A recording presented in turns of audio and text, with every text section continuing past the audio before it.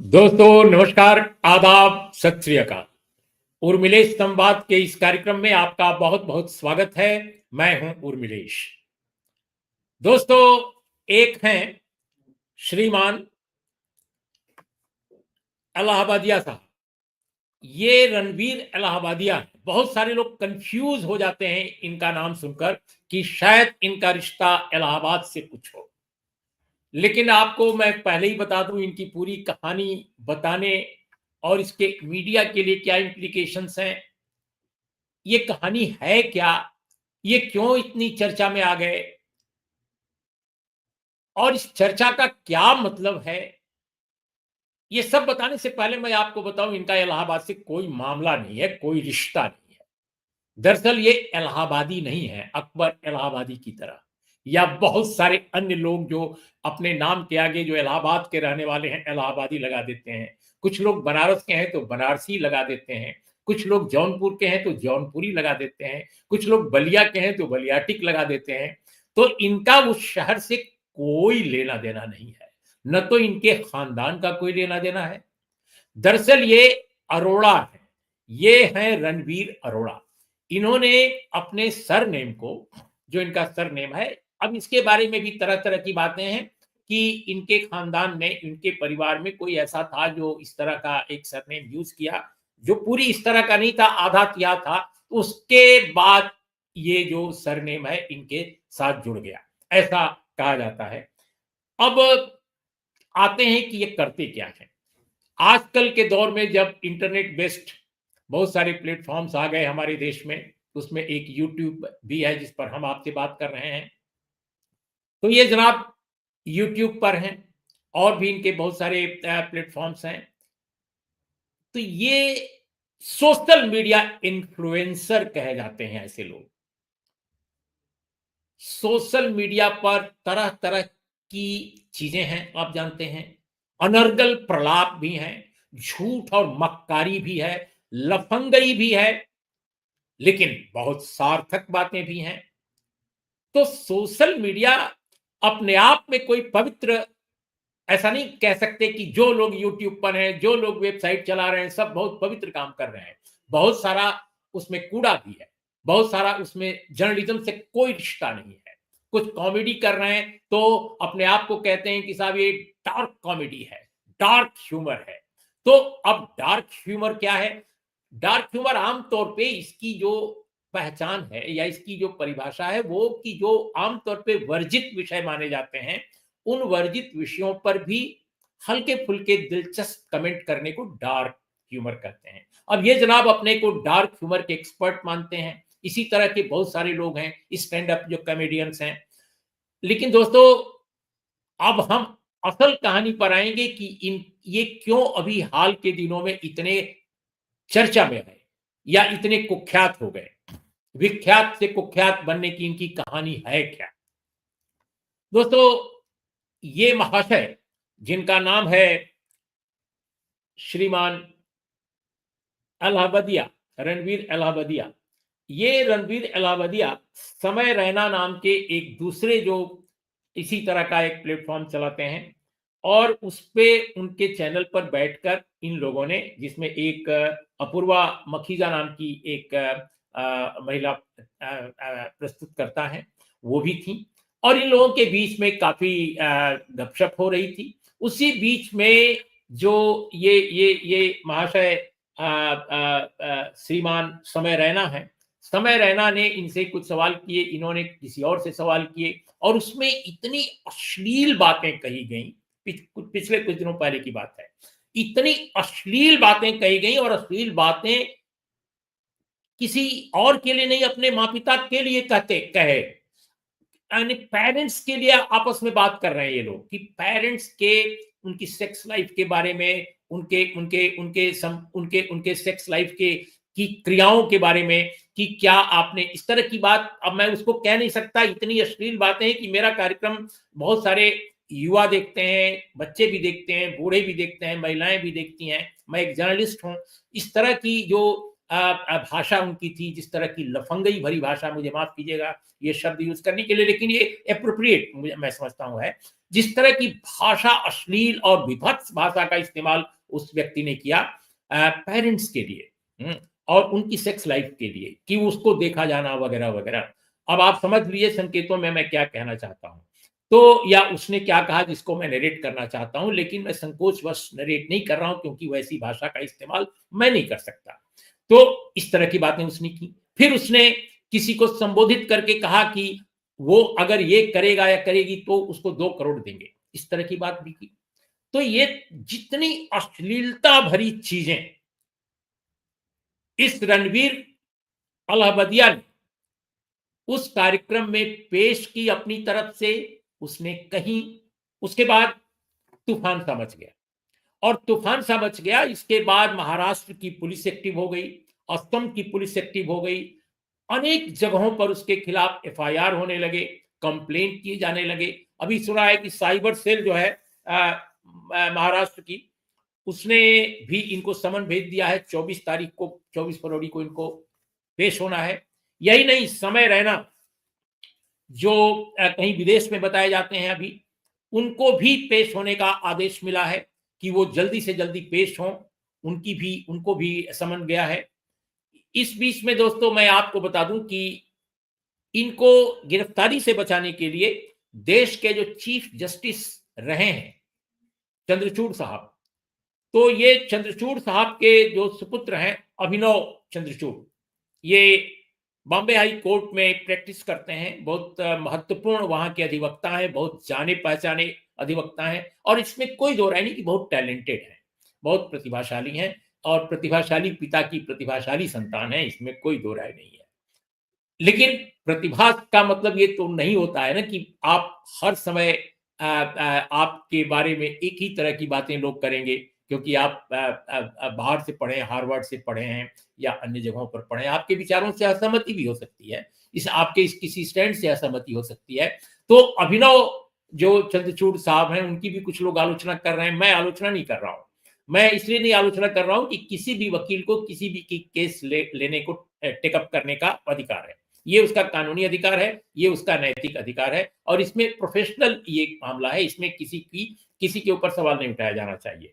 लेकिन अभिनव ने, जो सुप्रीम कोर्ट में अब तक प्रैक्टिस नहीं कर रहे थे क्योंकि उनके पिता चीफ जस्टिस थे, और चीफ जस्टिस की कोर्ट में, सुप्रीम कोर्ट में जब वो हैं उनके पिता, तो उनका प्रैक्टिस करना माना जाता कि ये उचित नहीं है। नैतिकता के हिसाब से अगर देखा जाए, मॉरलिटी के हिसाब से देखा जाए, तो ये उचित नहीं है। और चंद्रचूड़ साहब स्वयं कहते हैं कि जब उनके पिता चीफ जस्टिस थे तो वो भी नहीं पेश होते थे कभी। इस तरह की बात उन्होंने भी कही, और जज भी नहीं बने। लेकिन दोस्तों, अभिनव ने अपनी जो पारी है सुप्रीम कोर्ट में वो शुरू की है, और उन्होंने शुरू की है, ये जो रणवीर अलाहाबादिया हैं, इनके ही केस को टेकअप किया है सुप्रीम कोर्ट में। और सुप्रीम कोर्ट में उन्होंने chief justice of India Sanjeev Khanna साहब की जो जो जो बेंच थी, उस पर उन्होंने आर्गू किया अभी 2-3 दिन पहले, और उन्होंने कहा इस केस की सुनवाई की जाए, जल्दी से जल्दी फिक्स की जाए, क्योंकि आर्टिकल 32 के तहत यह मामला पेश किया गया है याचिका के तौर पे। तो उस पर संजीव खन्ना ने पहले कहा कि ये 2-3 दिन की बात है, इसमें ये लिस्ट करने का आदेश दिया गया है, इसको कह दिया गया है कि ये केस लिस्टेड हो। लेकिन वो चाहते थे कि शायद और जल्दी हो, तत्काल हो जाए इस पर सुनवाई, ताकि वो अपने क्लाइंट को, अपने अपने जो उनके उनके जो जो ये रणवीर अहलुवालिया अहमदिया, सॉरी, इलाहाबादिया है, इसको वो बचा सकें और इसको तत्काल राहत दिला सकें। इस पर चीफ जस्टिस ऑफ इंडिया ने उनको एक तरफ से स्नब किया कि नथिंग डूइंग, अब ये ऑलरेडी इसको आदेश दिया जा चुका है और अभी इस पर कोई बात नहीं होनी चाहिए। इस तरह से बात खत्म हो गई। अब देखना है कि उसकी सुनवाई कब होती है केस की। तो अभिनव चर्चा में इसलिए आए कि जिस तरह वो शिद्दत के साथ लगातार चीफ जस्टिस से आर्गू कर रहे थे कई बार, और उस पर चीफ जस्टिस ने एक अनिच्छा प्रकट करते हुए उस मामले में और ज्यादा उनके आर्गुमेंट को सुनने में एकदम अनिच्छा उन्होंने जाहिर की। उन्होंने एक तरह से उनको ये साफ तौर पे कह दिया कि इस मामले में अब कोई कुछ भी सुनना वो नहीं चाहते हैं। तो अभिनव जो है फिर वो खामोश हो गए, और अब देखना है कि ये सुनवाई कब होती है और फैसला क्या होता है। अब इनकी गिरफ्तारी की जो बात है कि क्या वाकई ये आदमी गिरफ्तार होगा, क्या ये या इसको राहत मिल जाएगी? हम इस बारे में कोई अटकल नहीं लगाएँगे, क्योंकि ये जुडिशरी का मामला है, दूसरी तरफ प्रशासनिक कार्रवाई है, कौन क्या करेगा उसके बारे में हम आज नहीं कहने जा रहे हैं। लेकिन आज जो हमारा विषय है कि क्या ये बहुत सारे लोग इस पूरे मामले को मीडिया के दमन के तौर पे देख रहे हैं, कि मीडिया के दमन की वैकल्पिक मीडिया यानी यूट्यूब चैनल, वेबसाइटें, या जो मेनस्ट्रीम मीडिया तथाकथित अपने को कहता है टेलीविजन, जो आमतौर पे सत्ता की केवल भक्ति करते हैं, कोई खबर ऐसी नहीं देते जिससे सत्ता को परेशानी हो। तो उनका कहना है, बहुत सारे लोगों का आर्गुमेंट है कि ये एक टेस्ट केस है, कि इसको वो टेस्ट कर रहे हैं कि चूंकि इसने एक काम ऐसा किया है बोलकर, जो वल्गर भाषा, बहुत ही विकृत किस्म की भाषा बोलकर, तो एक मौका है कि इसका इस्तेमाल किया जाए और फिर सोशल मीडिया पर अंकुश लगाया जाए। एक बार आपको याद होगा कि कुछ ही समय पहले की बात है, एक बिल भी आया था, लेकिन उससे बात जब नहीं बनी, तो अब एक बड़े पैमाने पर सोशल मीडिया को कंट्रोल करने के लिए शायद सरकार कोई कवायद कर रही है, और उस कवायद के दौरान ये केस उसको मिल गया है। कुछ लोग इस तरह की बात कर रहे हैं। मैं नहीं जानता कि इसमें सच्चाई क्या है, क्योंकि मेरे पास कोई ठोस प्रमाण इस बारे में नहीं है। और मैं चूंकि एक जर्नलिस्ट हूं और एक रिपोर्टिंग करता रहा हूं, मेरी बैकग्राउंड रिपोर्टिंग है जर्नलिज्म में भी, तो मैं तथ्यों के बगैर मैं कुछ भी नहीं कहना चाहता। लेकिन हम एक चीज जरूर पूछना चाहेंगे ऐसे मित्रों से जो इस तरह का आर्गुमेंट कर रहे हैं, कि भाई एक जर्नलिज्म जो है और इस तरह की एक लफंगई जो है, आखिर उसमें कोई फर्क तो आप करेंगे ना? आप जुगुप्सा भरी भाषा, विकृत भाषा, वल्गर भाषा सोशल मीडिया प्लेटफॉर्म्स पे अगर पेश की जा रही है, हो सकता है कि दुनिया के कुछ देशों में इस तरह की चीजों को पसंद किया जाता हो, लेकिन अगर हमारे समाज में इन चीजों को पसंद नहीं किया जाता है, तो हम अनावश्यक रूप से इस पर क्यों इतना तूल दें? भाई इसमें अगर कार्रवाई की जा रही है, तो कार्रवाई होने दीजिए, देखिए कि क्या निकलता है उससे। ये प्रशासन का मामला है, जुडिशरी का मामला है, केस वहां गया है।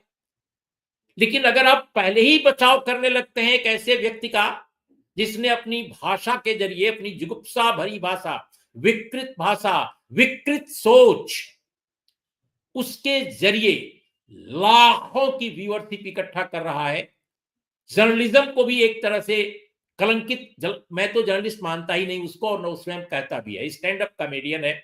स्टैंड अप कॉमेडियन भी बहुत अच्छे अच्छे इस देश में है, बहुत ही शानदार कॉमेडी करते हैं, इसमें कोई दो राय नहीं है। लेकिन ये उस तरह का कॉमेडियन नहीं है। ये अपने आप को डार्क ह्यूमर की बात करने वाला आदमी है, और उसमें ऐसी चीजें बोलता है, हल्की फुल्की दिलचस्प चीजें नहीं वो बनती हैं। ऐसा नहीं कि वर्जित क्षेत्र में हल्की फुल्की चीजें पेश करके और फिर कुछ नए ढंग का कोई आयाम खोलता है, नए पहलुओं को सामने लाता है, बिल्कुल नहीं। अगर आप इसके कार्यक्रमों को देखें तो उससे बिल्कुल जाहिर हो जाता है दोस्तों। लेकिन ये सोशल मीडिया इन्फ्लुएंसर कैटेगरी में इनको हमारे देश के जो ताकतवर लोग हैं, शक्तिशाली लोग हैं, पॉलिटिकल सोशल एलीट हैं, वो इनको बहुत बड़ा सोशल इन्फ्लुएंसर मानते रहे, क्योंकि उल जलूल बातें करके आप बहुत सारे लोगों को इकट्ठा कर लेते हैं, और जब बहुत सारे लोगों को इकट्ठा कर लेते हैं, आपकी व्यूअरशिप बढ़ जाती है, आपके पैसे, आपके पास अनाप शनाप पैसे आने लगते हैं, बहुत ज्यादा पैसे आने लगते हैं। और अगर आपकी बैकग्राउंड स्वयं पहले से बेहतर है, आप धनी परिवार से आते हैं, तो नेचुरली आपका दायरा जो है एक खास सोशल ग्रुप में हो जाता है, और वो जो दायरा है आपको आगे बढ़ा देता है। आप जो है ताकतवर लोगों के बीच में एक मनोरंजन का एक किरदार के तौर पे सामने आते हैं, टिप्पणीकार के तौर पे आते हैं। बहुत सारे लोग आपको समझते हैं कि इस आदमी से मेरा काम हो सकता है, ये सोसाइटी में एक इमेज इसकी बिल्ड हो गई है, एक ताकतवर कम्युनिकेटर की, तो हम अपने पॉलिटिकल या सोशल एजेंडे को या व्यापारिक एजेंडे को इसके जरिए हम आगे ले जा सकते हैं। तो ये भी होता है। अब इस व्यक्ति के बारे में जिसको इस समय महाराष्ट्र और असम की पुलिस खोज रही है या समन कर रही है, इस व्यक्ति को भारतीय जनता पार्टी की सरकारें दोनों जगह हैं, महाराष्ट्र में भी हैं, असम में भी हैं। लेकिन आप ताज्जुब करेंगे कि देश के प्रधानमंत्री माननीय नरेंद्र मोदी जी इस व्यक्ति को पिछले साल एक बहुत भव्य समारोह में भारतीय मंडपम में किया गया, आई थिंक पिछले साल ही। डेट देखना पड़ेगा, लेकिन ज्यादा वक्त नहीं हुआ, पिछले साल की बात है संभवतः। और वहां पर प्रधानमंत्री नरेंद्र मोदी ने इनको नेशनल अवार्ड दिया, इन्हीं महाशय अलाहाबादिया साहब को। और ये जो रणवीर अलाहाबादिया हैं, इनको अवार्ड देते समय जो अनाउंसमेंट हुआ सरकारी मीडिया की तरफ से, सरकारी मीडिया जो ब्रॉडकास्टर्स है उनकी तरफ से, कि इन्होंने disruptor of the year award इनको दिया जाता है। किस लिए दिया जाता है? क्योंकि इन्होंने एक सोशल मीडिया इन्फ्लुएंसर के तौर पे बहुत बड़ा काम किया है। इनकी उपलब्धियां अद्भुत हैं और ये गजब के सोशल मीडिया इन्फ्लुएंसर हैं, इसलिए इनको इस तरह से पेश किया गया। ऑल इंडिया रेडियो न्यूज के जो इंस्टाग्राम पर जो वीडियो है उसमें भी ये बात कही गई है disruptor of the year award के बारे में, कि ये रणवीर अलाहाबादिया को ये अवार्ड दिया गया और दिया जा रहा है। इस पर जब उनको अवार्ड दिया गया तो प्रधानमंत्री मोदी और इनके बीच में वहां डायलॉग भी हुआ, बातचीत भी हुई। और उस बातचीत में प्रधानमंत्री मोदी ने उनसे कहा कि योगा और मेडिटेशन के बारे में उन्होंने कहा। जब उन्होंने पूछा कि भाई आपके सेहत का कोई मंत्र क्या है, आप सेहतमंद कैसे रखते हैं, तो उन्होंने कहा कि ये योगा और मेडिटेशन, ये दो मंत्र हैं हमारे पास, यही दोनों के कारण हम सेहत के बारे में हम बता सकते हैं कि ये सेहत के लिए बेहद शानदार है। और इस तरह से फिर मोदी जी ने कहा, फिर तो लोग कहेंगे ये तो मोदी की बात बता रहा है, फिर तो आप बीजेपी वाले हो जाएंगे, इस तरह की बात उन्होंने कही। और वो रणवीर जिसको कि आमंत्रित किया गया था चुन करके कि भाई ये नेशनल अवार्ड विनर है, उसमें कई लोगों को नेशनल अवार्ड मिले, उसमें ये महाशय भी थे। तो अब आपको कल्पना कर सकते हैं कि इस आदमी की पहुंच कितनी जबरदस्त थी, कि सोशल मीडिया इन्फ्लुएंसर के रूप में माननीय प्रधानमंत्री नरेंद्र मोदी भी इनसे प्रभावित थे। और जिस तरह से उन्होंने बात की और जिस तरह से उस व्यक्ति ने प्रधानमंत्री से बात की, उन्होंने कहा कि उसने कहा कि हम तो आपका इंटरव्यू भी करना चाहते हैं, पॉडकास्ट, आई मीन इस तरह से बात कही। तो काफी एक इनफॉर्मल बातचीत भी दोनों के बीच में हुई। इस तरह से आप देखिए कि देश के कई मंत्री, अब आप जब सोशल मीडिया इन्फ्लुएंसर के रूप में आपको नेशनल अवार्ड दिया जा रहा है, तो जाहिर है कोई भी मंत्री आपसे प्रभावित हो जाएगा सरकार का। बहुत सारे मंत्री इनसे प्रभावित, और उन मंत्रियों से इन्होंने इंटरव्यू किए, उससे भी काफी व्यूअरशिप आती है। भाई अगर कोई बड़ा मंत्री किसी को इंटरव्यू देता है तो उससे भी बहुत सारे उसके जो समर्थक हैं, उसको सुनने वाले हैं, बहुत सारी चीजें जानने वाले हैं, वो इन्फ्लुएंस होते हैं। और इस तरह से रणवीर जो अलाहाबादिया है, इसने काफी कई भारतीय जनता पार्टी के नेताओं या नेशनल डेमोक्रेटिक अलायंस की जो सरकार है मोदी जी के नेतृत्व में, उसके मंत्रियों से भी बातचीत की है। तो कुल मिलाकर कहने का मतलब यह है कि पॉलिटिकल जो क्लाउड है, पॉलिटिकल जो सर्किल है, जो सोशल सर्किल है, उसमें एक दबदबा सोशल मीडिया इन्फ्लुएंसर के रूप में इस अलाहाबादिया का बना रहा है, इसमें कोई दो राय नहीं है।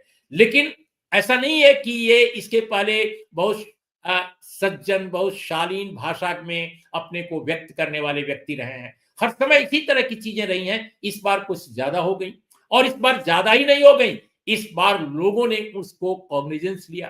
अब कॉग्निजेंस लेने के पीछे अगर कोई योजना है, जैसा कि बहुत सारे जो जो जो टिप्पणीकार हैं, जो यूट्यूबर्स हैं, बहुत सारे जो वकील हैं, बहुत सारे जो पॉलिटिकल कमेंटेटर हैं, जो वैकल्पिक मीडिया के पक्षधर हैं, जैसा कि वो कह रहे हैं कि शायद ये एक टेस्ट केस है, शायद ये योजना बनाने में एक मसाले के तौर पे या एक साधन के तौर पे ये केस इस्तेमाल की जाएगी। और जो वास्तविक सोशल मीडिया इन्फ्लुएंसर हैं, चाहे वो छोटे हों, बड़े हों, मझोले कद के हों, उनको उन पर अंकुश लगाने के लिए कानून बनेगा, या कानून बन सकता है, या पहल की जा सकती है लोगों को डराने के लिए। देखिए, इस आशंका या संभावना से मैं बिल्कुल इनकार नहीं कर सकता हूं, क्योंकि देश में जो मीडिया की स्थिति है सचमुच बहुत ही विचित्र है। क्योंकि कहने को तो हमारा मीडिया बहुत आकार उसका फैला हुआ है, इतना विशाल है, इतने यूट्यूबर्स हैं, इतने वेबसाइटें हैं, इतने चैनल हैं, इतने अखबार हैं, लेकिन सोचिए कि सत्ता जिन खबरों से नाराज होती है, उन खबरों को मेनस्ट्रीम मीडिया बायकॉट करता है। बायकॉट करता है मतलब वो बिल्कुल उनको छापना पसंद नहीं करता है, जिससे कि सरकार नाराज हो जाए, सत्ता नाराज हो जाए। आप देखिए ना, प्रेस फ्रीडम इंडेक्स में इंडिया का कितना बुरा हाल है। हम आस-पड़ोस के जो मुल्क हैं, उनके बराबरी भी नहीं कर पा रहे हैं, बहुत पीछे होते जा रहे हैं। तो इसमें तो कोई दो राय नहीं है। लेकिन आप इसका मतलब यह भी नहीं है कि जो वैकल्पिक मीडिया के रूप में उभरे हैं, वे बहुत अच्छा कर रहे हैं। निश्चित रूप से कुछ यूट्यूबर्स बहुत अच्छा कर रहे हैं, इसमें कोई दो राय नहीं है। लेकिन उनकी संख्या उतनी नहीं है, जितनी बार-बार जिसका ढोल पीटा जाता है। वेबसाइटें जो अपने देश की हैं, कई बहुत शानदार हैं, और उन वेबसाइटों के कारण ही अगर सच पूछिए तो वैकल्पिक मीडिया की एक शानदार तस्वीर उभरती है। इसमें कोई दो राय नहीं है। और उनके खिलाफ सत्ता हमेशा ऐसा लगता है कि डंडा लेकर पड़ी रहती है, कि जब कभी मौका मिले कुछ कर दिया जाए, और किया भी गया है अनेक बार। कभी छापे पड़े हैं, कभी उनको परेशान किया गया है। अगर उनमें कोई इन्वेस्ट कर रहा है तो उनको डरा धमका करके उनको उनको उनको किसी तरह से सहयोग न मिले, ये सब किया गया है, इसमें कोई दो राय नहीं है। न जाने कितने नए-नए इनिशिएटिव लिए गए हैं ताकि कर्ब किया जाए मीडिया की फ्रीडम को, इसमें भी कोई दो राय नहीं है। लेकिन इस केस को मैं नहीं समझता हूं कि इसका किसी भी तरह से बचाव करना चाहिए। अभी मैं देख रहा था, एक मीडिया के बड़े पैरोकार, यानी मीडिया फ्रीडम के पैरोकार एक वकील को मैंने सुना। उनकी बातों से भी मुझे लगा कि जैसे ऐसा लगता है कि वो मीडिया फ्रीडम के बचाव करने के नाम पर इस व्यक्ति का, रणवीर अलावदिया, इसका बचाव करते नजर आ रहे हैं। जैसे लगता है उन्होंने इस तरह की बात कही कि भाई आप उसको देखना बंद कर दीजिए, उसको मत देखिए। ये बहुत ही फूहड़ आर्गुमेंट है। I am very sorry to say. आप ये नहीं कह सकते कि टेलीविजन अगर बकवास दिखा रहा है, अगर फालतू चीजें दिखा रहा है मनोरंजन के नाम पर, बहुत सारे चैनलों पर आप देखते हैं, मनोरंजन चैनलों पर जो इंटरटेनमेंट के चैनल हैं, बहुत सारे तथाकथित धर्म धर्म के चैनल हैं, बहुत सारी उल-जलूल चीजें दिखा रहे हैं, अंधविश्वास को प्रचारित कर रहे हैं। अब आप कहेंगे कि साहब मत देखिए आप, अखबार अगर कूड़ा छाप रहे हैं, झूठी खबरें छाप रहे हैं, आप कहिए मत देखिए साहब, आप मत पढ़िए साहब। ये आर्गुमेंट नहीं है। आर्गुमेंट यह इसलिए नहीं है कि अपने देश में बहुत सारे प्रावधान भी हैं कि आप अंधविश्वास को प्रचारित नहीं कर सकते, आप झूठ को प्रचारित नहीं कर सकते, आप किसी दवा का प्रचार नहीं कर सकते जो दवा ही ना हो और उसको दवा के रूप में कोई पेश करे, आप नहीं प्रचारित कर सकते। बहुत सारे नियम हैं इसके लिए, और आज से नहीं है, इस सरकार ने नहीं बनाए हैं, बहुत पहले से हैं। तो हमारा ये कहना है कि आफ्टर ऑल हम साइंटिफिक टेम्पर में यकीन करने वाले मुल्क हैं। हमारे कॉन्स्टिट्यूशन में साइंटिफिक टेम्पर है, और ये नहीं कि ये बाद में जोड़ा गया है, इसलिए पूरे संविधान की संरचना में ये चीजें निहित हैं। इसलिए मेरा ये मानना है दोस्तों कि आप इन उल जलूल ढंग की चीजों को परोसने वाले तथाकथित जो स्टैंड अप कॉमेडियन हैं या डार्क ह्यूमर पेश करने वाले प्रस्तुतकर्ता हैं, इनको आप अगर जायज ठहराएंगे, जो जुगुप्सा भरी बातें कर रहे हैं, जो पेरेंट्स के बारे में ऐसी बातें कर रहे हैं जिसके बारे में कोई कल्पना नहीं कर सकता है। आफ्टर ऑल सेक्स कोई ऐसी छुपी हुई चीज नहीं है जिसके बारे में लोग नहीं जानते या नहीं जानना चाहिए। मैं तो मानता हूं कि सेक्स के बारे में पढ़ाई लिखाई भी होनी चाहिए जरूरत के हिसाब से, लेकिन उसको एक एक ऐसी जीवन की जैविक क्रिया के रूप में देखा जाना चाहिए, न कि उसके नाम पर आप लोगों को बटोरें, आप लोगों का मनोरंजन करें, और मनोरंजन भी फूहड़ ढंग का मनोरंजन करें, और सभ्यतागत मूल्य जो अपने समाज के हैं उनको कलंकित करें। सभ्यतागत मूल्य मैं इसलिए कह रहा हूं दोस्तों कि दुनिया का कोई भी देश होगा, हर जगह सभ्यतागत मूल्य होते हैं कुछ। आज उदाहरण के तौर पे इस दुनिया में अनेक ऐसे मुल्क हैं जहां पर धर्म को नहीं माना जाता है। वो धर्म वो धार्मिक आधार नहीं है। बहुत सारे ऐसे मुल्क हैं। वहां पर कुछ ऐसे मुल्क हैं जहां पर धर्म है, और धर्म को न मानने वाले भी लोग हैं। सबको एक तरह से बराबरी का दर्जा प्राप्त है। अब जैसे कई ऐसे देश हैं जहां नास्तिकों की संख्या लगातार बढ़ रही है और बहुत तेजी से बढ़ रही है। तो डाइवर्सिटी है सभी समाजों में। लेकिन आप अगर अपने समाज को देखें तो इस अब कहीं कुछ मुल्कों में आप किसी भी विषय पर खुल के बात कर सकते हैं, लेकिन अपने मुल्क में कम से कम ऐसे विषयों पर उल-जलूल बातें आप नहीं करेंगे। अगर आप करेंगे तो माना जाएगा कि आप समाज में एक जुगुप्सा, एक सभ्यतागत मूल्यों को एक तरह से कलंकित कर रहे हैं और पेरेंट्स पर बात कर रहे हैं। ये कौन-सी उदारता है, कौन-सा लिबरलिज्म है, कौन-सी आज़ादी का इस्तेमाल आप कर रहे हैं? कह रहे हैं कि हम 2 करोड़ देंगे अगर ये कर दो तो। ये क्या है? ये तो खुलेआम नंगई है, लफंगई है। तो मैं नहीं समझता कि मीडिया फ्रीडम या प्रेस फ्रीडम से इस पहलू को जोड़ा जाना चाहिए। अब देखना है कि अभिनव चंद्रचूड़ जो इनके वकील के रूप में पेश हुए हैं और सुप्रीम कोर्ट में अगले कुछ दिनों में ये केस आएगा, वहां वो किस रूप में इस पूरी केस को बिल्ड करते हैं अपने पक्ष में, अपने क्लाइंट का, अपने उनके जो उनके ऊपर जो आरोप लगा है उसको उसका बचाव कैसे करते हैं, ये देखने की बात होगी। मैं नहीं जानता कि इस मामले का क्या नतीजा निकलेगा, लेकिन मेरा कहना है कि इस देश में ह्यूमर होना चाहिए। इस देश में हास्य व्यंग की ज़रूरत है और बहुत ज़बरदस्त ज़रूरत है। लेकिन जो जेन्युइन कॉमेडियन हैं, स्टैंड अप कॉमेडियन, उसमें बहुत सारे लोग हैं, मैं नाम क्या लूँ? आप सब जानते हैं, उनके भी अपने यूट्यूब चैनल हैं और उन पर बहुत सारे बंदिशें भी कुछ दिनों पहले लगाई गई थीं। उनको परेशान भी किया गया था, हमको ये भी मालूम है, आपको भी मालूम है। तो मैं समझता हूँ कि उनको फ्रीडम मिलनी चाहिए। उनको आज़ाद ढंग से अपने ख़यालात को ज़ाहिर करने का पूरा मौका मिलना चाहिए। जो डार्क ह्यूमर की बात की जा रही है, वो भी आप कीजिए, इसमें कोई दिक्कत नहीं है। लेकिन ये अश्लीलता क्यों? ये जुगुप्सा भरी वल्गैरिटी क्यों? तो वल्गर होने का मतलब ये नहीं होता है कि आपको कहा जाए कि आप तो एंटरटेनमेंट कर रहे हैं। मनोरंजन को अगर आप वल्गर बना रहे हैं, मनुष्य विरोधी बना रहे हैं, सभ्यता विरोधी बना रहे हैं, तो क्यों कोई जायज़ इसको ठहरा सकता है और क्यों ठहराया जाना चाहिए? इसमें ये सवाल है। तो दोस्तों अब देखना ये है कि जो लोग इनको सम्मानित किए थे हाल तक और अब इनके ऊपर जो बहुत सारे आरोप लगे हैं, बहुत सारी शिकायतें दर्ज हुई हैं, उन पर क्या करते हैं आगे? और इसको कहाँ तक ले जाते हैं? क्या कोर्ट से कोई राहत मिलती है? और अगर राहत मिलती है, तो क्या वो अपने को करेक्ट करते हैं? अगर मैं समझता हूँ कि वो अगर निकट भविष्य में इस तरह की हरकतें न करने का वादा करें और अपने चैनल को एक सचमुच स्टैंड अप कॉमेडियन के तौर पे पेश करें, तो उनके बारे में रीथिंक किया जाना चाहिए, उनके बारे में सोचा जाना चाहिए।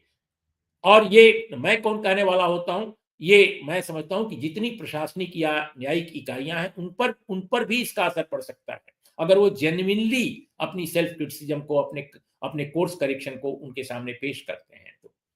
लेकिन इस तरह की आज़ादी किसी को नहीं दी जानी चाहिए, क्योंकि ये आज़ादी नहीं स्वच्छंदता है और आज़ादी कब स्वच्छंदता में बदल जाए, कोई नहीं जानता है।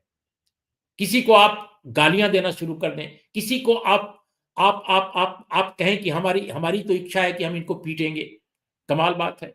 आप कहेंगे किसी अपनी अपनी आज़ादी के नाम पर किसी को कह दें कि हम इनको हम इस रूप में पेश करेंगे और पता चला कि स्क्रीन पर एक एक अजीब तरह से किसी को पेश कर दिया जाता है। तो इसका क्या मतलब है? आप किसी दलित आदिवासी के बारे में अनर्गल प्रलाप करना शुरू कर दें, हैं? जैसा कि कई बार बहुत सारे बड़े-बड़े लोगों के बारे में उस व्यक्ति ने बहुत ही वल्गर कमेंट किए हैं, बहुत महत्वपूर्ण लोगों के बारे में।